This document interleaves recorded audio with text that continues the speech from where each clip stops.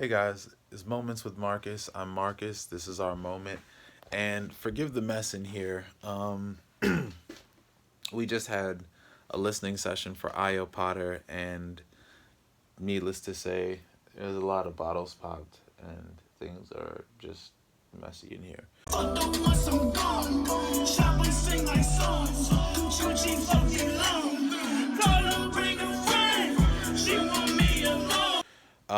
But that's not the point of today's lesson. Today, we are talking about hardware, gear.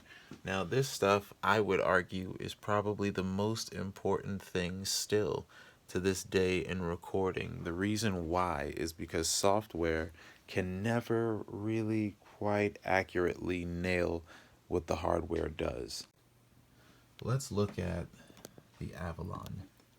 Now, the Avalon gives you like a very crisp and clean sound, but it's not robust and strong and powerful.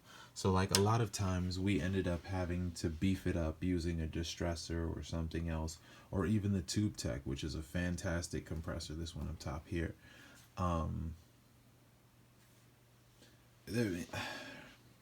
Yeah, Avalon is good. I would say Avalon is great for singers, whereas something like the Bay 1073 would be good for rappers, because if you have a strong, powerful, dynamic, maybe even staticky sounding vocal, this will beef that right up and put you at a solid point where you need to be.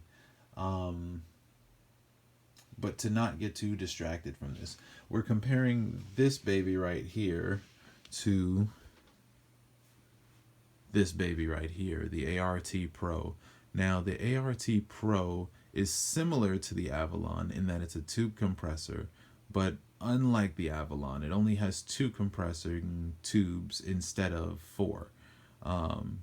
However, the ART Pro is a stereo compressor, whereas the Avalon is a mono compressor. What that means is that the Avalon may work better on compressing and smoothing out vocals, whereas the ART can do that, maybe not as well as the Avalon, but then you can also run your session through it, and maybe you might want to master it or run an instrument through it.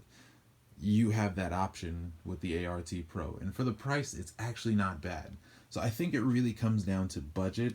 It comes down to what you're going to be using as far as your microphone, as far as what other compressors you have in your chain, as far as what artists you're going to be having in your studio.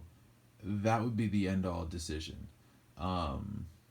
If you know that you're going to have some singers but also some rappers, and you know that you're going to end up spending money on a compressor after having bought your initial preamp, then I wouldn't focus on spending a lot of money on the Avalon. I might actually focus on getting the ART Pro and a really good microphone like a U87, and then maybe saving your money to get a Tube Tech compressor, which then can smooth out what your ART Pro couldn't, and then boost it and give it that volume and that tone and that character to it.